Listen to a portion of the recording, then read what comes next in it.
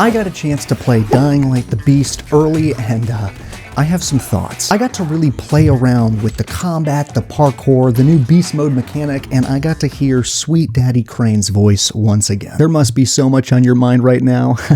Would it be weird to ask if I could give you a massage? Now, for transparency's sake, you should know that Techland sent me an early copy of this game and is the sponsor of today's video. Thank you, by the way.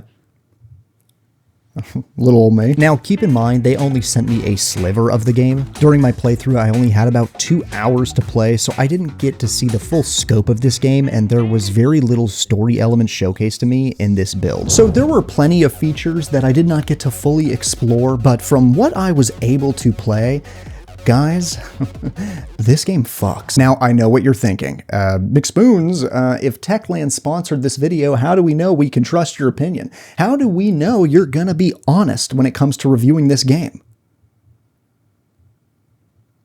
Before I even booted up this game, I had some pretty high standards and equally high concerns. I am a huge fan of the original Dying Light, and while I did not love Dying Light 2, that game had several elements that I really enjoyed and in some aspects improved upon the original. I was hoping that Techland would take the best parts of both games and create an amazing entry into the franchise. And after playing for a few hours, if you are in the camp of loving the original Dying Light over Dying Light 2, you are eating good, my friend.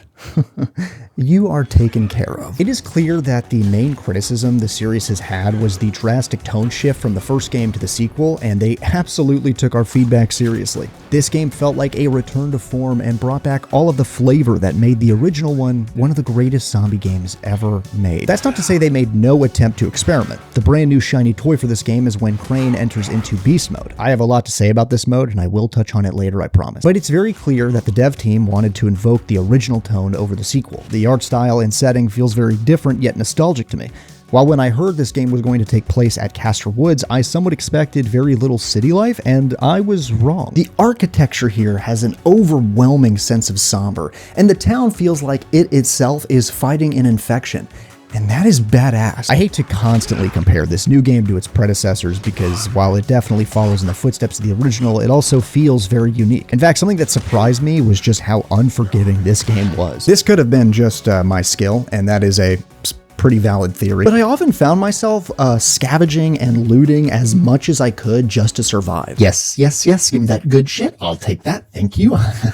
Oh, this game is turning me into a bit of a goblin. But look, fuck that shit. The one thing that I prioritized above everything else and that was on my mind the second I hit play was the combat. I wanted to see that visceral gore and violence this game was promising, and fuck me sideways did they deliver. Smashing in zombie skulls with every weapon I could find felt so snappy and powerful. Each weapon had a unique feel to it, and you can feel the difference in weight between them. To more eloquently describe what I am saying, the blunt weapons move a lot slower and with more momentum behind each swing, and the bladed weapons have more of a flow to them, and the zombies not only react accordingly based off the weight of these weapons, but they also have wounds inflicted on them that are representative of said weapon. Personally, I love the shovel the most. I think it just absolutely caved in zombie heads and split them open like coconuts, and I was absolutely addicted. You can see the damage you were inflicting on these zombies, and at some points I even winced because of how gory it was. That is what I like to see.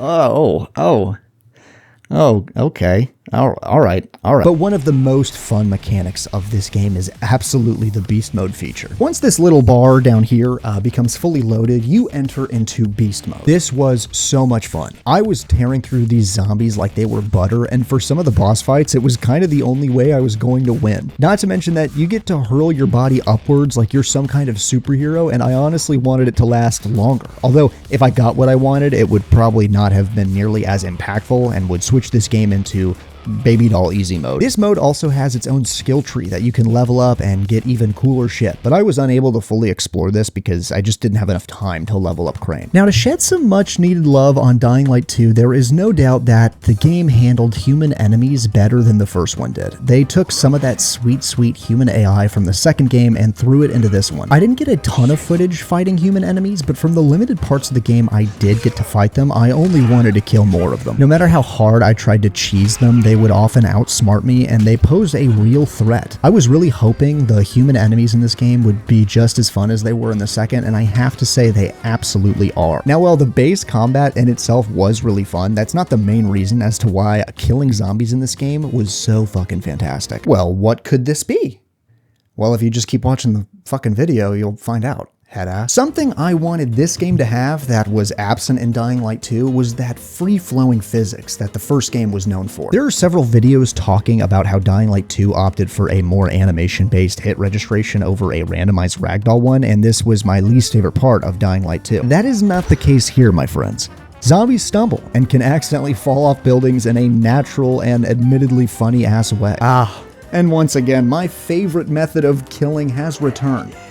Gravity.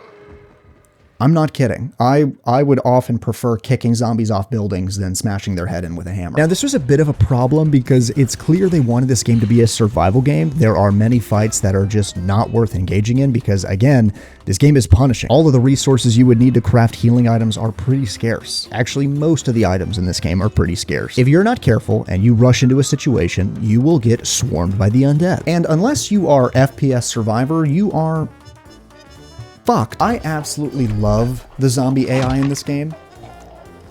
For the most part. There were a few instances where zombies would not move and just kind of stared at me, but I think this only happened like twice, so it wasn't really a big deal or even that noticeable. Not only will a zombie latch onto you if you're being careless, but if there's more than one, he's gonna have a buddy that wants to join in on the fun, which is both really cool and really scary. There are a lot of zombie games that have this mechanic, but when one zombie latches onto you, the other zombies just kind of take a breather, and they're like, we're just gonna wait for this little animation to finish. Not here. One zombie by itself, not an issue, but the second you force me to count over 4, we have a problem. Not to mention, these zombies in this game genuinely look fucking scary. They don't have that strange art style they did before in Dying Light 2 before they got like an update. They look like legit creatures. But I have lizard brain, and killing zombies in this game was so fucking fun that I would often put myself in danger just to get cool ass kills. Yes, I paid for that decision dearly and several times, and I would do it again. Because this game is relentless to the player, I often had to reel in my internal lizard brain so I wouldn't get myself killed for the 5th time in a row. This forced me to try out different playstyles for different parts of the game, and I was engaged the entire time. In some cases, I had to rely on ranged weapons in order to win a fight, and while I thought shooting in this game was going to be boring,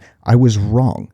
It is no surprise that this game heavily focused on the melee mechanics, and blunt weapons are by far the most fun, but I was genuinely surprised at how well-tuned the guns were in this game. Shooting was insanely delightful. Every bullet had a devastating impact on the waves of the undead, and whenever I used the grenade launcher, I would let out a full-on man giggle. Now, for a split second, I was worried that they were somewhat overcorrecting from Dying Light 2, where guns were added in far later, and in this game, I had an SMG, a pistol, a grenade launcher, and a flamethrower. But that worry quickly vanished once I realized that ammunition was very rare and hard to find. In fact, you could only find it in these military convoys that also required a separate access key to get into. And because of this, I would only use guns in a time of emergency, or if I just wanted to fuck around. And this added to the intense atmosphere this game had created. But even if they gave me all the ammo in the world, the guns in this game literally don't hit the same as melee weapons do. And that is how God wanted it. There were several skills you could unlock that make the depth of the combat system even deeper. Most notably, a lot of the combat is made all that better when you include movement alongside it, which is actually a perfect segue. You like that?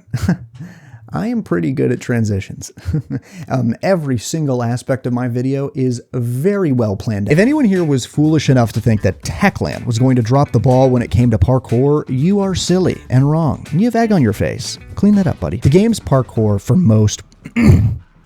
Whoa. The game's parkour for most will be their bread and butter. I actually wouldn't be showing you any of my fuck-ups normally, but I only had a certain amount of footage to show you here, so enjoy watching me make horrendous mistakes that will no doubt make everybody cringe. They opted for a more grounded parkour system with more natural movement, and they even consulted with the legendary stuntman David Bell to really get the feeling down, which I thought was pretty cool. Because of this, they turned their new map into an absolute parkour paradise. I'm not sure how to really put this, but this game's parkour feels a lot less floaty than it has in previous games. It's more grounded and realistic, and if you want that not so realistic parkour style, you can absolutely do so in beast mode. Now look, like all Dying Light games that I have played, at the beginning I sucked absolute ass and dick at parkour. But as I started to understand the system and mechanics themselves, I got better and better, and this was so rewarding to me.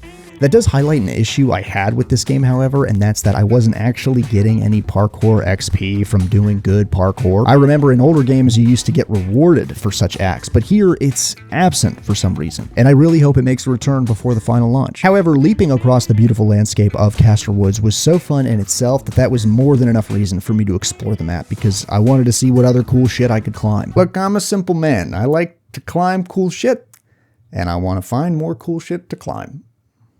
TM. Aside from parkour, I also love the cars in this game. Less so as a means of transportation and more so as a very large hammer. I love splatting zombies against the hood of my car, and seeing zombies latch onto the hood only for me to slam the fuck out of them into a pole was so satisfying. While driving in a car does turn the game into easy mode, that does not last forever. Cars in this game have limited fuel, and if you play anything like I do, they will fucking explode. This did make me sad because I was having a great time driving around, but I understand why they did this. Cars in other zombie games can typically be an instant win button. We've all done the death spin in Project Zomboid, and Techland wants you to explore on foot for the most part. Now look, yes, the combat is violent, the atmosphere is palpable, and the movement is crisp. But I know none of you really give a shit about that. You and your sick and twisted heads want to know if Techland delivered on one critical aspect of the game. The nights. I have to say the nights in this game are fucking horrifying. I wanted to fully immerse myself in the nighttime, but after several chases that either ended or ended, I would fucking sprint to that bed to skip it and hopefully never return. They once again showed that they are masters of eliciting that instinctual fear you feel being chased through the night. And I also foolishly attempted to kill a volatile because I thought that would be good content, but I couldn't. I couldn't get close. The intense and scary nighttime is absolutely back in this game, which is great for most players. Very bad for me. I had to remind myself several times that this is just a game, and pixels cannot hurt me. Yeah, that's right, little bitch. Run away. Showed his ass. Bitch. Hearing that little violin screech to let you know that you've been spotted raised my heart rate to a level that only one other game has done before it. Dying Light 1. When a chase starts and you have to make sudden and efficient decisions in order to survive will absolutely showcase what kind of man you are. I cannot tell you how many times I was so stressed at being chased that I was making terrible decisions all the time. And this would only steamroll my fear into full-on panic, and then I would make even more fuck-ups. I would find myself literally shaking after a chase would end, and I have to say that's something to be praised. I think they've done a great job here. Not to mention the volatiles in this game will not only hunt you down, but they will make predictions as to where they think you'll go and cut you off mid-chase. This was absolutely the most intense aspect of the game for me, and for many, it will be their favorite part of the game, no doubt. Volatiles are back like never before, and Techland completely understood the importance of nailing the design of these guys and making sure they are the top dog in the zombie hierarchy for this game, which I fucking hated. Even when I wasn't being chased, simply sneaking around at night was horrifying. The atmosphere does a complete 180, and no matter how good I was at stealth, I never felt safe. This was a huge relief because I know this was a concern that was on the minds of Dying Light veterans. You guys can rest. Nighttime is back. It is no longer a walk in the park. It is literal hell. Now look, while I do love this game, it is not all sunshine and rainbows. There were a couple animation glitches here and there that briefly took me out of the experience, and some of the audio either didn't sync properly or was just flat out unintentionally funny.